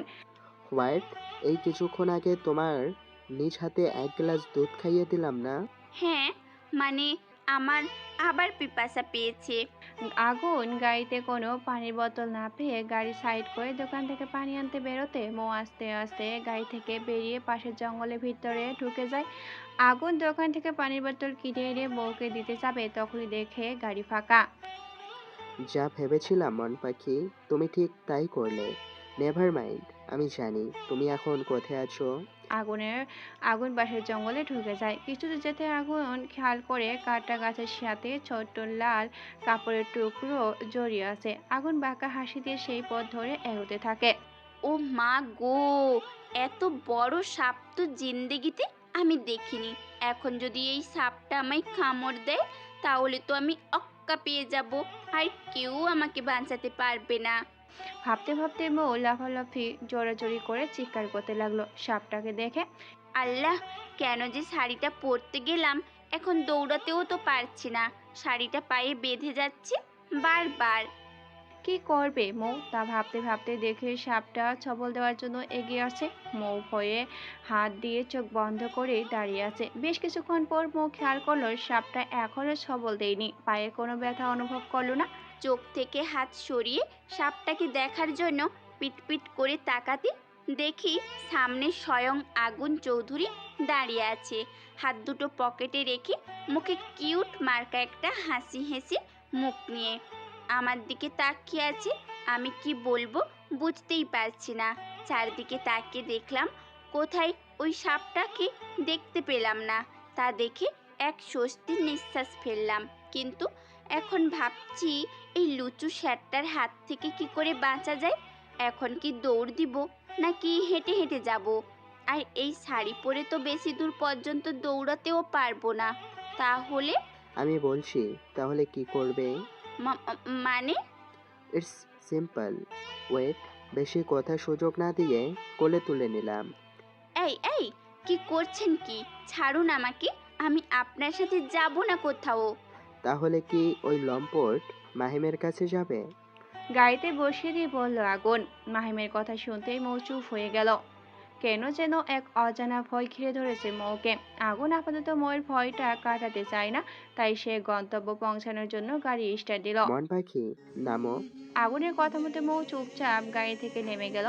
আগুন মৌয়ের হাত ধরে আগুনদের পুরনো কারখানার ভিতরে ঢুকতে কয়েকজন লোক এসে আগুনকে সালাম দিতে লাগলো। আর একজন এসে আগুনের হাতে গান দিয়ে বলল, স্যার, আপনার কথা মতো ছেলেটাকে অজ্ঞান করে রাখা হয়েছে। ঠিক আছে, এখন পানি নিয়ে আয়, ওর জ্ঞান ফেরাতে হবে।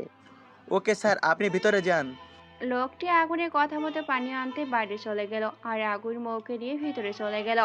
মৌ কিছু জিজ্ঞাসা করতে যাবে আগুনের কাছে, তখনই আগুন চোখের ইশারায় মৌকে চুপ থাকতে বলল। আমাকে না দেখে সামনে ওই চেয়ারে যে ছেলেটিকে দেখছো, ওর চোখে মুখে পানি দিয়ে জ্ঞান ফেরাতে হবে তোমাকে।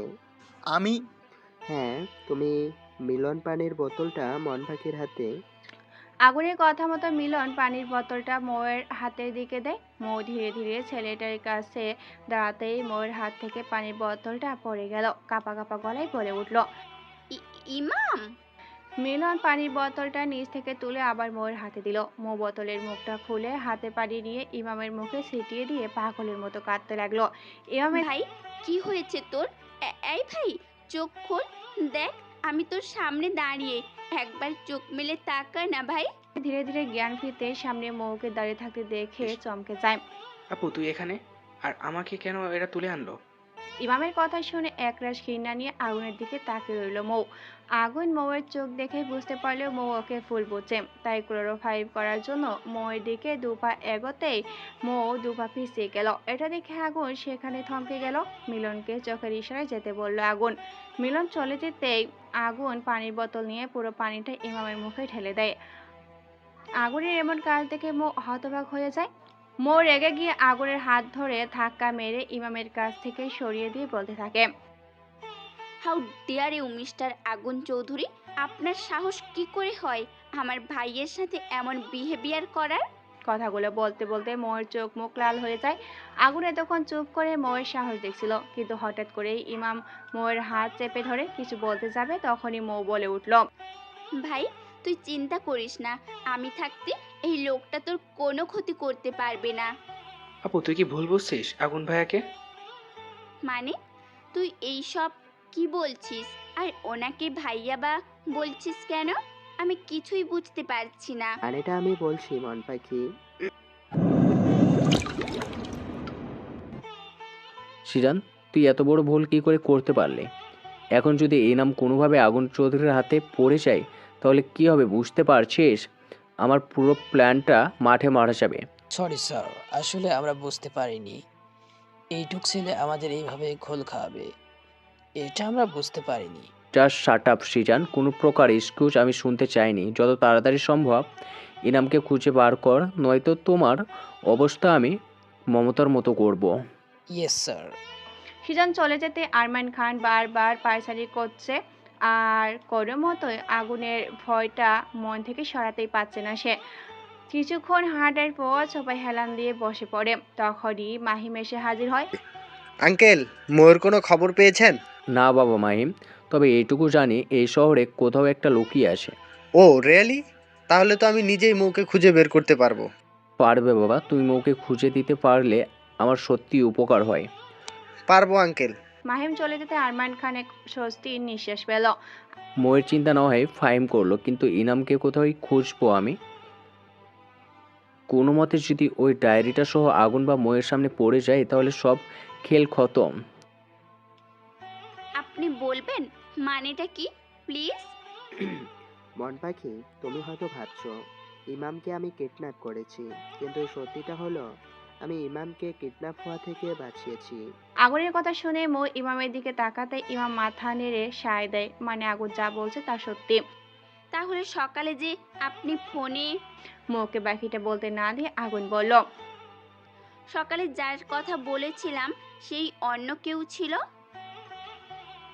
স্যার, আজ প্লিজ আমাকে সব সত্যিটা বলুন, প্লিজ স্যার। হাত জোর করে মৌ বলতে লাগলো, মন পাখি, আমার সামনে কখনো হাত জোড় করবে না। তুমি না চাইলে আজ তোমাকে সব সত্যিটা বলবো আমি। মন পাখি, হয়তো মনে নেই, বা মনে নেই বললে ভুল হবে। তোমার সেই অ্যাক্সিডেন্টের পর তুমি পুরনো সব স্মৃতি ভুলে গেছো, তাই তোমার কিছুই মনে নেই। আমার ড্যাড আরিয়ান চৌধুরী আর তোমার মা মমতা চৌধুরী হলো ভাই বোন। আরমান খান আমাদের সম্পত্তি দেখে ফুপির সাথে প্রেমের অভিনয় করে পালিয়ে বিয়ে করে, যেটা আমার দাদিমা মেনে নেয়নি, তাই ত্যায্য করে দেয় ফুপিকে। কিন্তু ড্যাড তার ছোট বোনকে এতটাই ভালোবাসতো যে দাদিমাকে উপেক্ষা করে ফুপির সাথে যোগাযোগ রাখত। ফুপির বিয়ের 1 বছর পর তোমার জন্ম হলো। দাদিমা আর রাগ করে থাকতে না পেরে আরমান খানের সাথে ফুপি আর তোমাকে বাড়িতে ফিরিয়ে আনে। আরমান খান কিছু বছর ভালোর মুখোশ পরে থেকে আস্তে আস্তে তার আসল রূপে ফিরতে লাগলো। ফুপি করে প্রায় প্রতিদিন রাতে টর্চার করত টাকার জন্য। তখন তোমার বয়স 5 বছর আর আমার 12। আমার ছোট বোন ইমুও ছিল তোমার বয়সী। ছোটবেলা থেকেই তোমার প্রতি আমার অন্যরকম এক টান অনুভব করতাম। তোমার প্রিয় কালো গোলাপ ছিল, তাই আমি প্রত্যেক দিন তোমার জন্য একটা করে কালো গোলাপ নিয়ে আসতাম। তুমি গোলাপ পাওয়ার জন্য আমার সাথে কথা বলতে, কিন্তু আমি কোনো ছেলেকে তোমার আশেপাশে থাকতে দিতাম না। কেউ যদি তোমার সাথে খেলতেও চাইতো তাহলে আমি তাকে মেরে বাইর করে দিতাম। কিন্তু তুমি ছিলে ভীষণ ভীতু, আমাকে প্রচুর ভয় পেতে, তাই সারাক্ষণ ইমুর সাথে খেলতে। তবুও যতক্ষণ তুমি ইমুর সাথে খেলতে ততক্ষণ আমি তোমার পাশে থাকতাম। হঠাৎ একদিন তোমার বাবা ড্যাডকে বলে তোমার আর আমার বিয়ের কথা। তখন আমরা কেউ জানতাম না ওই জানোয়ারটার আসল উদ্দেশ্য। ড্যাড এক কথায় রাজি হয়ে যায়, কিন্তু মম প্রথম প্রথম রাজি ছিল না। কিন্তু ড্যাড কোনোভাবে মমকে রাজি করিয়ে নেয়। কথা হয় আমাদের এখন শুধু ইসলামের নিয়ম অনুযায়ী বিয়ে হবে, আর রেজিস্ট্রি হবে আমরা বড় হলে। কথা অনুযায়ী তার ঠিক 7 দিন পর তোমার আর আমার বিয়ের আয়োজন করা হয়। সেদিন তোমাকে লাল শাড়ি পরে অসম্ভব সুন্দর লাগছিল, তোমার একেবারে পুতুল বউয়ের মতো। আমি হাঁ করে শুধু তোমাকে দেখছিলাম। এদিকে কাজী সাহেব বারবার আমাকে কবুল বলতে বলছিল। সেদিকে আমার কোনো হুঁশ ছিল না। তুমি দৌড়ে এসে আমাকে ঝাপটে ধরে বলতে লাগলে, আগুন ভাইয়া, আগুন ভাইয়া, কবুল বলছো না কেন? তুমি না কবুল বললে তো আমার পুতুলের বিয়ে হবে না। তখন তোমার কথা আর কাণ্ড দেখে সবাই খুব জোরে জোরে হেসে দিয়েছিল। তারপর আমি কবুল বলার পর তুমিও বারবার কবুল কবুল বলে চেঁচাতে লাগলে। সব কিছুর মাঝে বিয়েটা হয়ে গেল। আরমান খানকে কোথাও দেখতে না পেয়ে মম ড্যাড খুঁজতে লাগলো। এতক্ষণ মৌ মন দিয়ে সবটা শুনছিল, কিন্তু হঠাৎ বলতে বলতে আগুন থেমে যাওয়ায় মৌ বলতে লাগলো, থেমে কেন গেলেন বলুন, তারপর কি হলো? এতক্ষণ আগুন মুখে এক অদ্ভুত প্রশান্তির হাসি নিয়ে কথাগুলো বলছিল, কিন্তু মৌয়ের কথা শুনে সেই হাসি বিলীন হয়ে গেল। চোখ ছলছল করছে আগুনের, কষ্ট হচ্ছে। তারপরও আবার বলতে লাগলো আগুন, ড্রয়িং রুমে কাউকে না দেখতে পেয়ে মম ড্যাড রুমে গিয়ে খুঁজতে যেতেই দেখে ড্যাডের কাবার্ড খোলা। চেক করতে দেখে ক্যাশ সাথে গোল্ড, ডায়মন্ড, জুয়েলারি কিছুই নেই। ইভেন দাদিমার রুমেও সেই একই অবস্থা। দেখে ফুপি রুমে যেয়ে দেখে পুরো আলমারি খালি, কোনো কাপড় নেই। আরমান খান বা ফুপি ড্যাড মমের সন্দেহ হলে তারা ছাদে খুঁজতে যেতেই ইমুর চিৎকার কানে ভেসে আসে। মম ড্যাড দৌড়ে ছাদে পৌঁছাতে অনেক দেরি হয়ে যায়। ছাদে উঠে দেখতে পাই আরমান খান ফুপির হাত টেনে নিয়ে নিচে যেতে চাইছে, আর ফুপি বারবার ছাদের কার্নিশের দিকে যেতে চাচ্ছে। এটা দেখে ড্যাড রেগে গিয়ে আরমান খানের গালে থাপ্পড় মেরে দিয়ে ফুপিকে আরমানের হাত থেকে ছাড়াতে গেলে ফুপি বলে ওঠে, ভাইয়া, ইমুকে বাঁচা, এই জানোয়ারটা ইমুকে ছাদ থেকে ফেলে দিছে, তোরা ইমুকে বাঁচা। কথাটা বলেই ফুপি জ্ঞান হারায়। আর এদিকে মম ড্যাড ইমুর এই অবস্থা দেখে পাগলের মতো করতে লাগলো। সবাই মিলে ইমুকে হসপিটালে নিয়ে আসে। ডক্টর ট্রিটমেন্ট শুরু করতেই ড্যাড পুলিশকে নিয়ে বাড়িতে এসে দেখে আরমান খান, ফুফি বা তোমার কোনো চিহ্ন বাড়িতে নেই। আমরা হসপিটালে যেতেই তোমাকে আর ফুপিকে নিয়ে আরমান খান শহর ছেড়ে পালিয়ে যায়, শুধুমাত্র কিছু টাকার জন্য। জানো মন পাখি, আমার ছোট্ট বোনটার দোষ কি ছিল?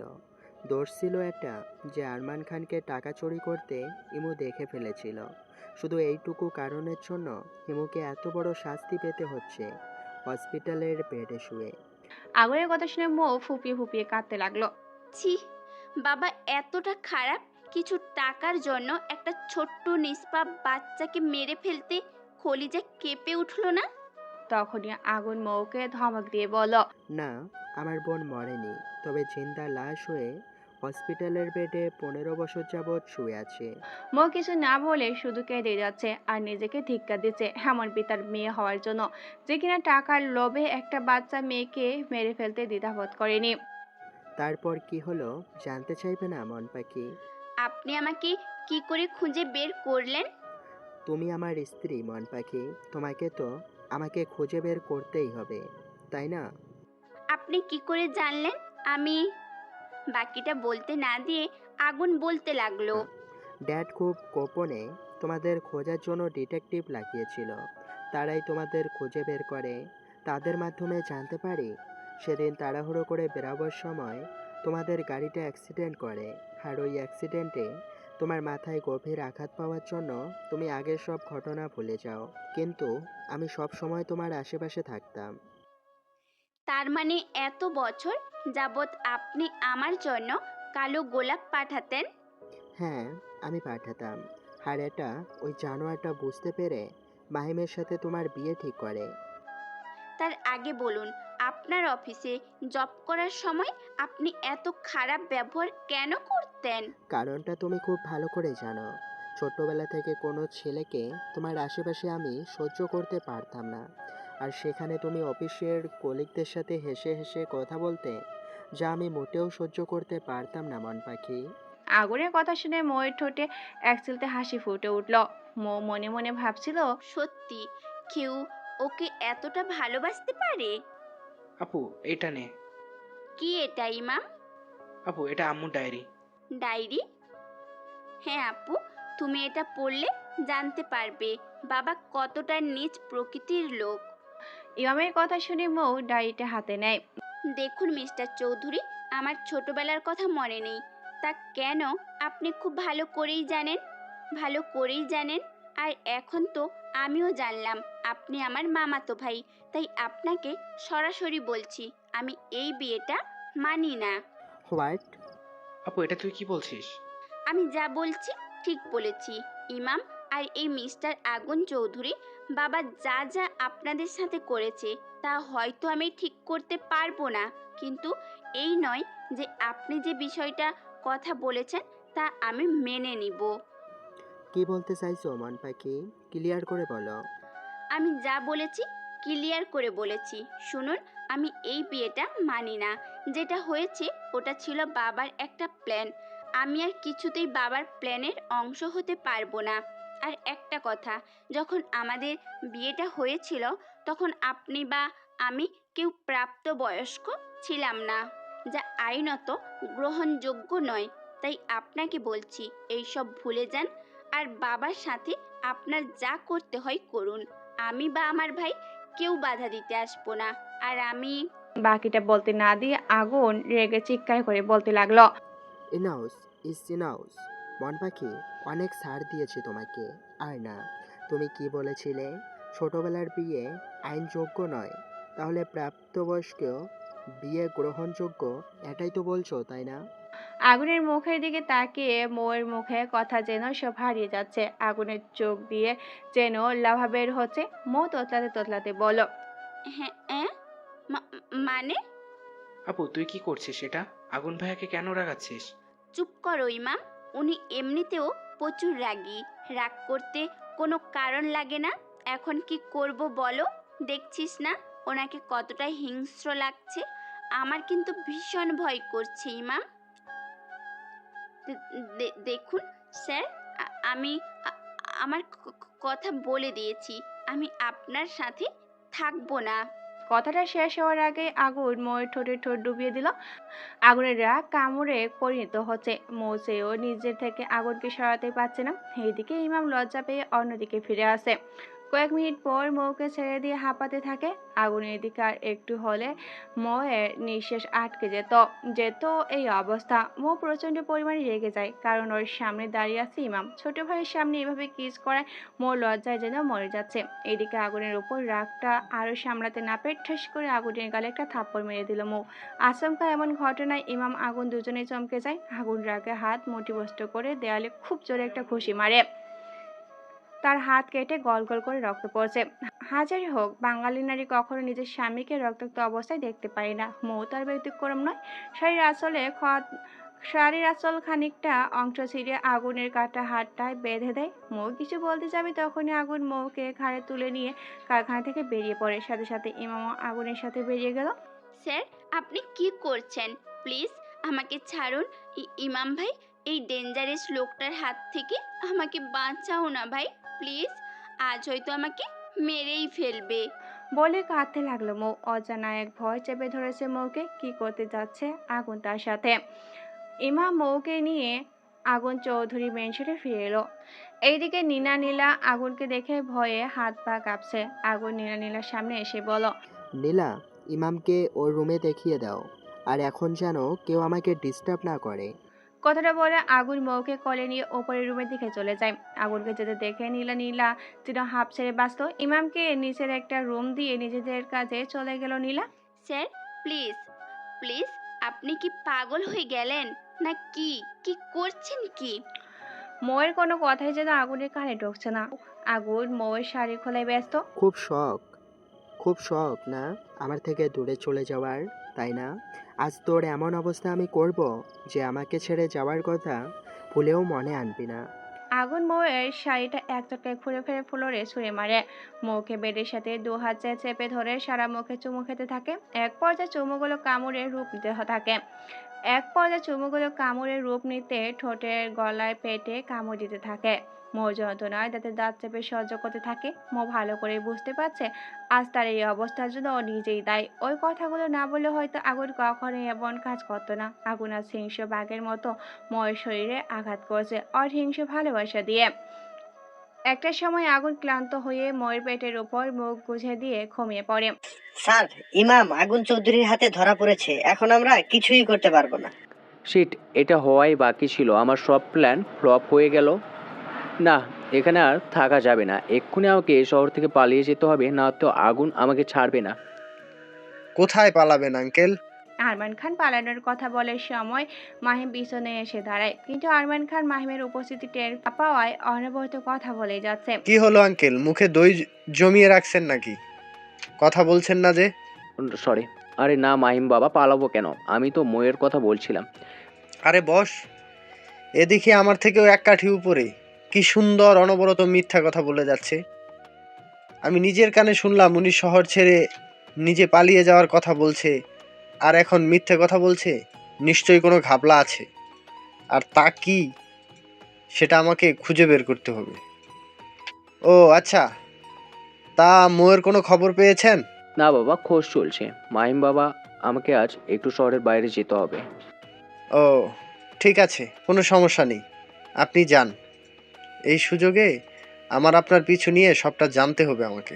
কথাগুলো ভাবতে ভাবতে মাহিম বাহিরে চলে গেল।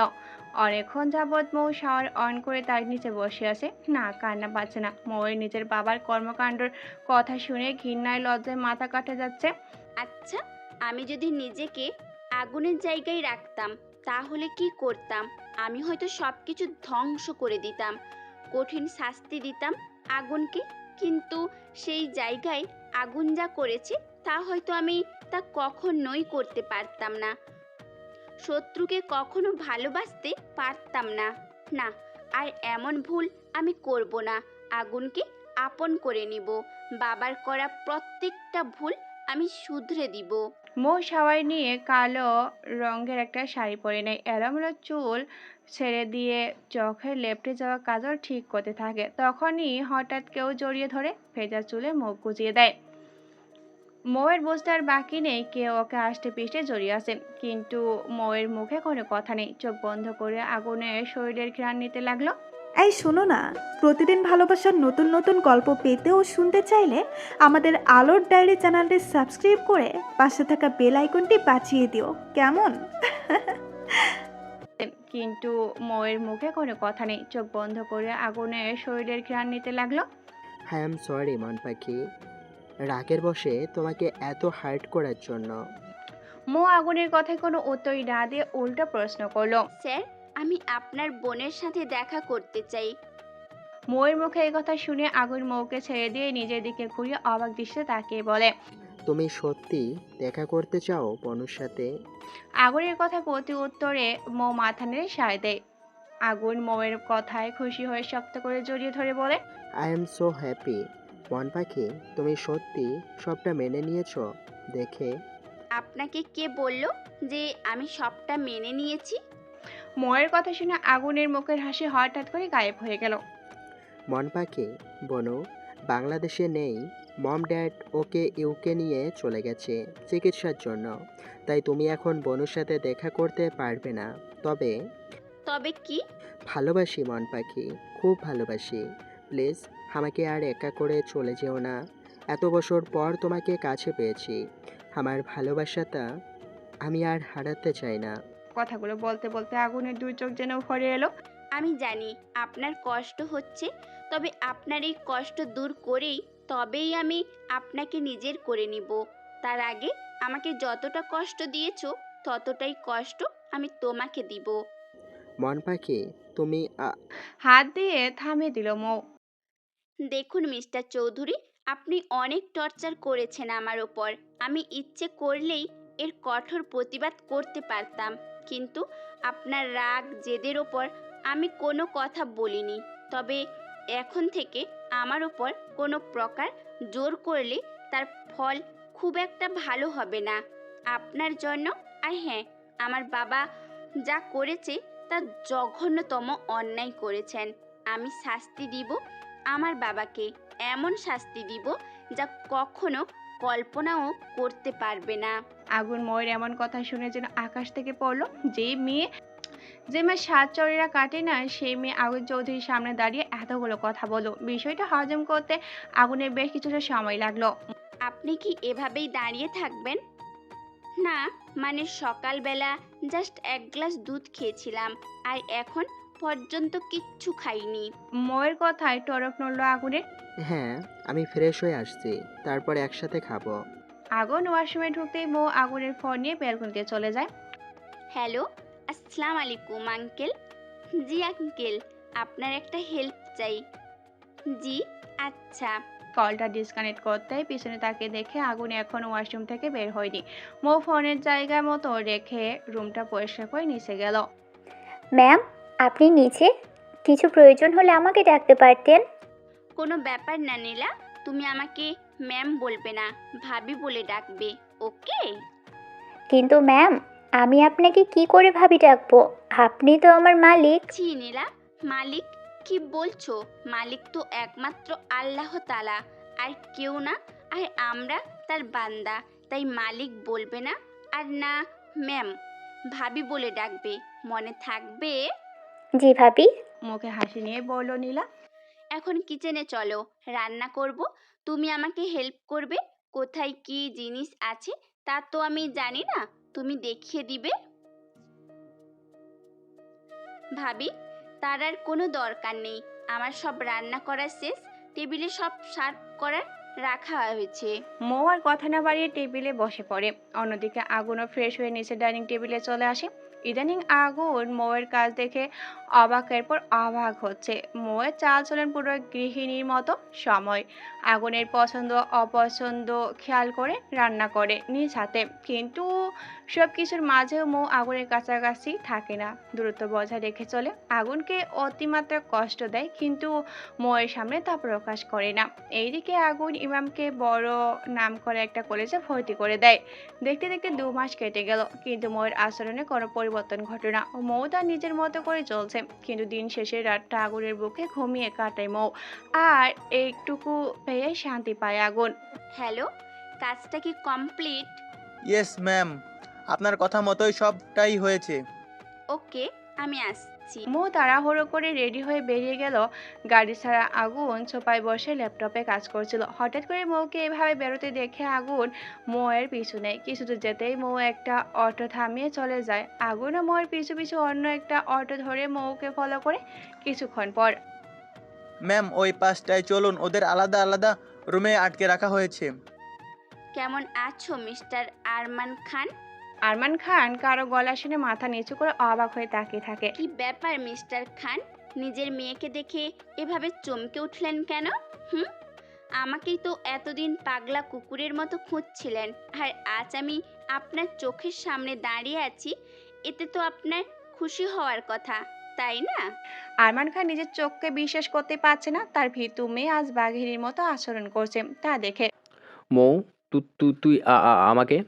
বাকিটা বলতে না দিয়ে হাতের ইশারায় থামিয়ে দিয়ে মৌ বলল, উহ, মিস্টার খান, এতক্ষণেও বুঝতে পারলেন না আমি আপনাকে কিডন্যাপ করেছি?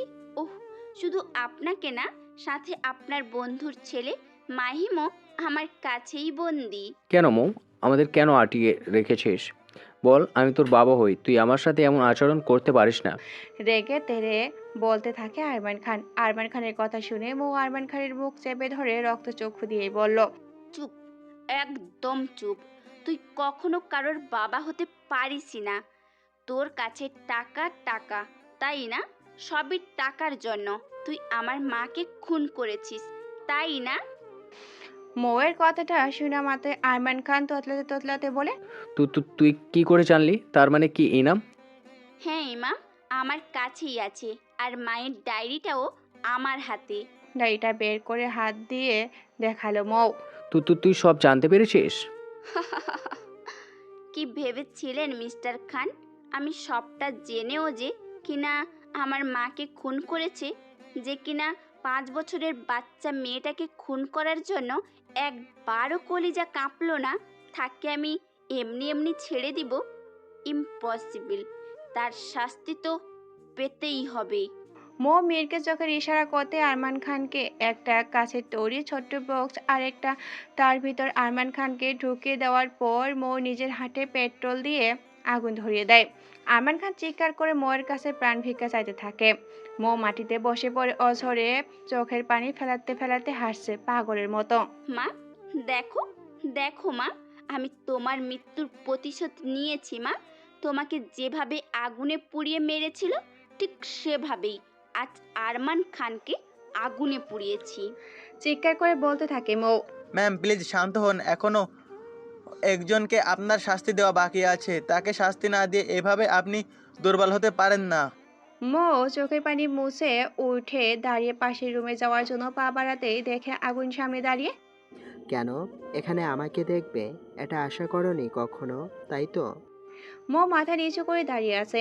আগুন মৌয়ের কাছে গিয়ে মায়ের হাত ধরে মাহিমের সামনে নিয়ে যায়। মাহিমের হাত পা চোখ বাঁধা।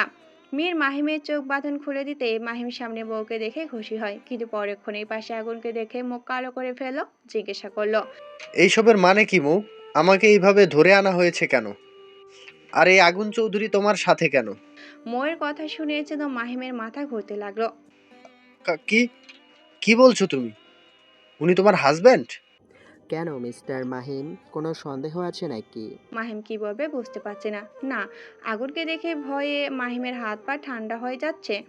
কারণ 2 বছর আগে এক মেয়েকে রেপ করার পর আগুনের সামনে ধরা পড়ায় আগুন ওকে এমন করে মেরেছিল যে 6 মাস কমাইছিল মাহিম। প্রায় 1 বছর লেগেছিল সুস্থ হতে। আর আজ আবার সেই আগুন চোখের সামনে দাঁড়িয়ে আছে। সেই আগুন সামনেই দাঁড়িয়ে আছে, সেই আগুন চোখে। কি মিস্টার মাহিম, কতবার অন্য মেয়েকে রেপ করার জন্য এমন মার মেরেছি যে 1 বছর লেগে গিয়েছিল সুস্থ হতে, আর আজ আবারও আমার সামনে বসে আছিস আমার স্ত্রীর দিকে কুনজরে তাকানোর জন্য? স্যার, দয়া করে আমাকে ছেড়ে দিন। আমি কোনোদিন মৌয়ের সামনে আসবো না। দয়া করেন স্যার। মন পাখি, এর শাস্তি আমি দিব আমার নিজের হাতে। মৌ মিষ্টি হাসি দিয়ে বলল, ওকে ডান, রাত অনেক হলো, আমি বাড়ি ফিরেছি, আপনি কাজ সেরে আসুন। মৌ কথা না বাড়িয়ে বাড়ি ফিরে এলো। এইদিকে আগুন হিংস্র বাঘের মতো ধারালো ছুরি দিয়ে মাহিমকে একের পর এক আঘাত করতে লাগলো। মাহিমের পুরো শরীরে মাহিমের রক্ত মেখে আছে আগুনের দেহে। কেউ বলবে এই মাত্র আগুন রক্ত দিয়ে গোসল করে আছে। স্যার, মাহিম শেষ, ও আর বেঁচে নাই। আপনি প্লিজ শান্ত হন। আগুন মীরের কথা শুনে কিছুটা শান্ত হয়ে যায়। তারপর রুমাল দিয়ে হাতে লেগে থাকা রক্ত মুছে ফেলে মীরকে লাশ দুটার ব্যবস্থা করতে বলে বেরিয়ে যায়। ভাবি, আপনাকে না আজ অসম্ভব সুন্দর লাগছে। আমাদের চোখ সরছেই না আপনার উপর থেকে। স্যার তো আজ আপনার রূপে খুন হয়ে যাবে। কথাটা বলে নীলা নীলা হাসতে ফেটে পড়ে আর মৌ বেচারি লজ্জায় নাল নীল হয়ে যাচ্ছে। তখনই মৌয়ের ফোনটা বেজে উঠলো। মৌ ফোনটা হাতে নিয়ে দেখে ইউকে থেকে আরিয়ান চৌধুরী কল করেছে। মৌ হাসি মুখে তা কলটা রিসিভ করলো। আসসালামু আলাইকুম বাবা। ওয়ালাইকুম আসসালাম মামুনি, কেমন আছো? আর সব ঠিকঠাক আছে তো? আলহামদুলিল্লাহ ভালো বাবা। আম্মু আর ইমু কেমন আছে? তোমার আম্মু আলহামদুলিল্লাহ ভালো আছে, আর ইমু মাটা যেমন ছিল এখন তেমন আছে, তবে ডক্টররা চেষ্টা চালিয়ে যাচ্ছে। ও বাবা, আপনাকে অনেক অনেক ধন্যবাদ ইউকে থেকে আমাকে হেল্প করার জন্য। আপনি না থাকলে আজ আমার মায়ের খুনির শাস্তি দিতে পারতাম না, আর না পারতাম ইমুর সাথে আমার অন্যায়ের শাস্তি দিতে। পাগলি মেয়ে, আমি তো এখন তোর বাবা, তাই না? আর বাবা হয়ে মেয়েকে সাহায্য করব না, এটা কি করে হয়? আচ্ছা শোন, আমার এখন একটা ইম্পর্টেন্ট মিটিং আছে, রাখছি, পরে কথা হবে। জি বাবা, আল্লাহ হাফিজ।